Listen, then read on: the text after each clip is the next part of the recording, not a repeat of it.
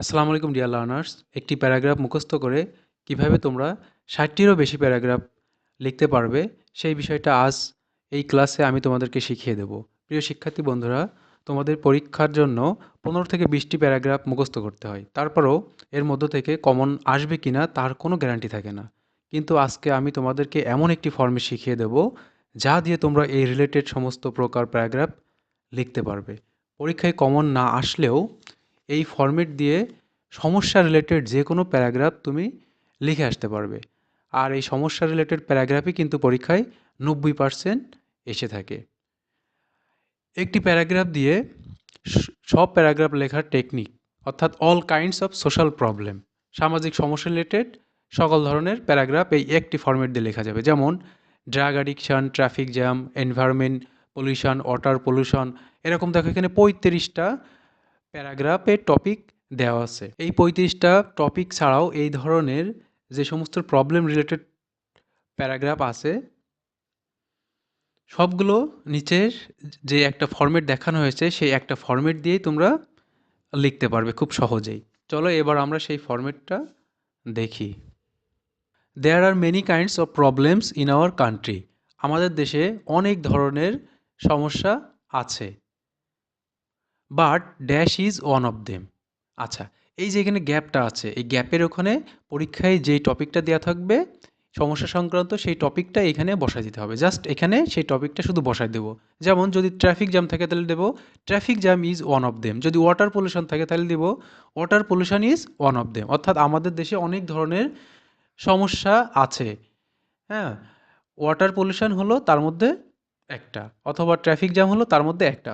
তাহলে আমরা এখানে শুধুমাত্র এই গ্যাপের ভিতরে ওই টপিকটা বসিয়ে দেব। ঠিক আছে, আশা করি তোমরা এখানে বুঝতে পেরেছো। এখানে শুধু জাস্ট টপিকটা বসাই দেবো, আর যা আছে হুবহু তাই আমরা মুখস্থ করে যাব। It has become a common incident in our everyday life.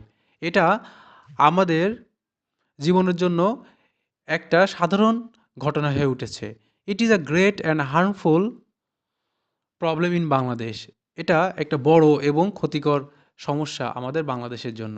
It is one of it is one of the major problems in modern time. আমাদের আধুনিক সময়ে যে সমস্যাগুলো আছে তার মধ্যে এটাও একটা অন্যতম সমস্যা। It is also talk of topics now A days. আজকাল এটা একটা আলোচনার বিষয় হয়ে উঠেছে। It is not only a common matter for our country. এটা শুধুমাত্র যে আমাদের দেশের জন্যই সাধারণ সমস্যা তা নয়, but also other countries too. অন্যান্য দেশের জন্য এটা একটা সাধারণ সমস্যা। অর্থাৎ আমাদের দেশেই শুধুমাত্র সাধারণ সমস্যা না, অন্যান্য দেশের জন্য এটা একটা সাধারণ সমস্যা। It is increasing day by day. এটা দিন দিন বেড়েই চলেছে। It's it makes problem of all. এটা সবার জন্য সমস্যা তৈরি করছে। We can't think we can't think our peace and happy life for this problem. আমরা চিন্তা করতে পারি না আমাদের শান্তি, সুখ এবং শান্তির যে জীবন সেটার কথা ফর দিস প্রবলেম, এই সমস্যার কারণে। Dash creates many other problems in our country. এই যে এখানে আবার গ্যাপটা আছে বা ড্যাশ আছে, তার মানে এখানে আমাদের ওই টপিকটা বসায় দিতে হবে। প্রবলেম সংক্রান্ত যে টপিকটা থাকবে, যেমন ট্রাফিক জ্যাম অথবা ওয়াটার পলিউশন অথবা আর্লি ম্যারেজ অথবা ফুড অ্যাডাল্টারেশন, আমরা সেটাই এখানে বসিয়ে দেবো। তাহলে যেমন ওয়াটার পলিউশন, তাহলে দেবো water pollution creates many other problems in our country. অর্থাৎ এই যে তোমার হচ্ছে পানি দূষণ তৈরি করে আরও অনেক সমস্যা আমাদের দেশে।